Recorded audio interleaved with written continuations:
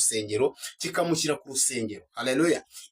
Umupagani cyangwa se uwo twita umukristo wakoreye icyaha mu rusengero, Imana imukura mu rusengero ikamushyira ku rusengero, bivuze ngo aba ari hanze y'urusengero. Haleluya. Ntabwo Kristo akomeza kumugumiza hehe mu rusengero, ni ukuvuga ngo aguma hanze. We icyo aba amaze ni ukwinjiza abaza mu rusengero, kuko ni ukuvuga ngo arihanisha, arabwiriza, arahanura, ariko ntabwo aba agomba kujya kubana na ba bandi yinjije mu rusengero, ahubwo we waba agomba kugira gute? Kuguma ku rusengero. Imana ishimwe cyane. Imvura ikamukubitira, amaganya akamukubitira, muri makeya ni rya jambo ryaguye hehe?